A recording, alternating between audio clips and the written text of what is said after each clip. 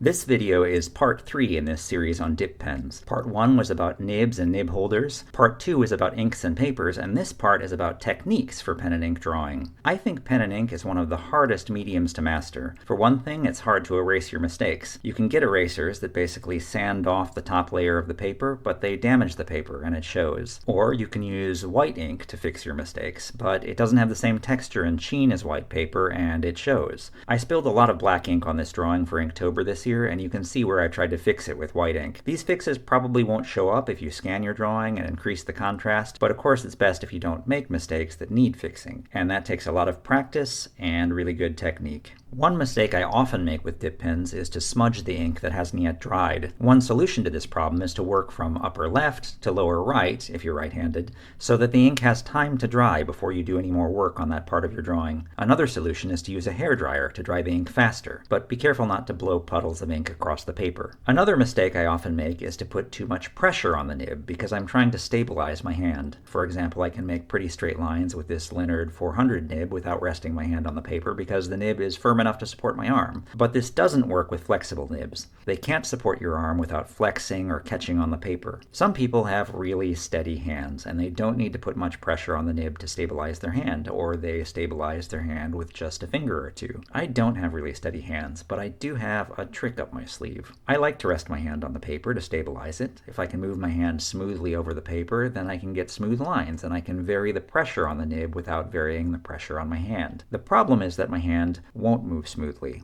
It sticks to the paper unless I put something under it. One of the best things I found is a bicycle playing card, but a drawing glove works almost as well. I also like to put a piece of smooth paper between the card or the glove and the drawing. This really helps my hand to move smoothly, especially if I'm drawing on paper that's not very smooth. You may have heard that you should not rest your hand on the paper, but this card trick has been a game changer for me and I would struggle to draw without it. You may also have heard that you should not draw with your fingers or your wrist, but you should draw with your arm, so that you can get longer, smoother lines. I do try to draw with my arm, but I would struggle to do this if I didn't also rest my hand on the paper. I also like to rest my elbow on my drawing board and use it as a pivot point for added stability. Pen and ink drawing takes a lot of practice, really a lot. I spent days and days just practicing my lines and curves and simple geometric shapes, and I still do it all the time and I still struggle. It's a discipline and it can be relaxing, but it can also be frustrating. Mistakes that you make when practicing often look worse than mistakes that you make when you're actually drawing, because real-life subjects are often more complicated and more organic than simple geometric forms that we often get told to practice, and they don't need as much mechanical perfection to look good. So try not to get so frustrated when practicing that you quit drawing altogether.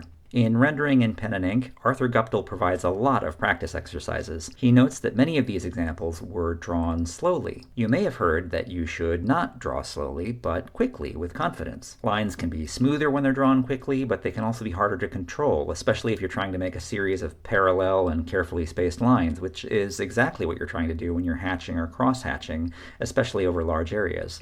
So I think you should at least try to draw slowly. If you draw too quickly, some dip pens will skip.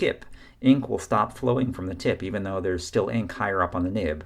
If you draw more slowly, those pens won't skip as much. However, Arthur Guptill also notes that some of these examples were drawn quickly, so I think you should at least try to draw quickly too. If you're hatching over small areas, it can be fun to go quickly and to draw with your fingers or your wrist rather than your arm. Hatching can take a lot of time, and that's also another reason to draw quickly if you can. But I mostly draw slowly. Stippling can take even more time than hatching. Stippling is a technique in which you create the impression of gray tones using only black dots on white paper, or you create the impression of blended colors using only optical mixing, as they call it in pointillist paintings. You can vary the size of the dots, or the density of the dots, or both. Stippling looks great, and I think it can be easier than hatching or cross-hatching. I think it's too slow for all but the smallest drawings, but when I spend my time on it, I'm almost always happy with it. With black ink on white paper, you can only create the impression of gray by creating some kind of texture or pattern that is not pure black and not pure white. With stippling, that texture or pattern is made from dots. With hatching, it's a set of parallel lines. With crosshatching, it's 2 or more sets of parallel lines that cross over each other. With scribbling or scumbling, it's something more random. But in all of these techniques, you cannot create the impression of gray without also creating a texture or pattern. If your subject has a rough texture, like bark or fur, then that can be easier because you can make marks that mimic that texture. But if your subject has a smooth texture, then that can be harder because you have to impose a texture upon it. Hatching can be faster than stippling, but it can also be more challenging. If you use straight lines to shave a curved surface, you can make it look flat rather than round. If you don't want it to look flat, then you may need to use curved lines. And parallel curved lines can be really hard to draw. It can be hard even to decide the direction in which your lines should curve around your subject. It can help to think about these contour lines as rubber bands that wrap around your subject. You can practice drawing simple objects with rubber bands around them, and it can be eye-opening to see how these lines continue to curve around the form rather than dead-ending in an outline. You can also see how these lines curve upward when the top of the object is slanting away from you, but they curve downward when the bottom of the object is slanting away from you. Likewise, they curve to the left when the left end is slanting away from you, but they curve to the right when the right end is slanting away from you. Cross-hatching can be slower than hatching, but it can also be more forgiving because it's harder to see mistakes in overlapping lines, and also because you can use additional layers of cross-hatching to darken some areas more than others. With hatching, as opposed to cross-hatching, the only way to darken some areas more than others is to use thicker lines or narrower spacing between the lines, which can also be hard to do consistently. But it's also something that dip pens do well, since you can transition from thin to thick lines. One style of hatching that I really like is to use thick outlines with thin contour lines. To me, it looks more like shading and less like texturing when the hatching lines are much thinner than the outlines. It also looks more like shading and less like texturing when the thickness of the lines is consistent and the spacing between the lines is consistent.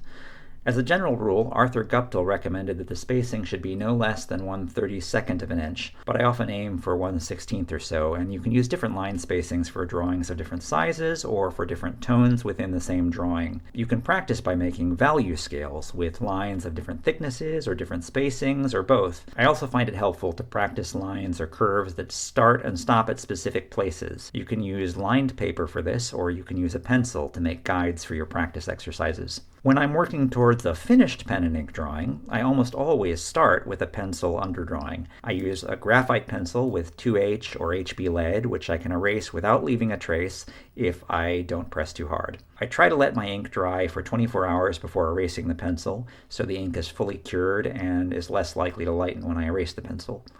Acrylic ink and Indian ink seem to lighten less than other inks, like fine liner inks, which is one reason I like to use dip pens with a pencil underdrawing. I think pen and ink mistakes are less likely when you have an underdrawing. I sometimes spend as much time on my underdrawing as I do on inking it, and inking your own pencil lines is also a good practice exercise. Practice, practice, practice. You may have heard the saying that practice makes perfect, and I'm not sure that it ever actually does, but it does make you better. There's also the saying that the perfect is the enemy of the good.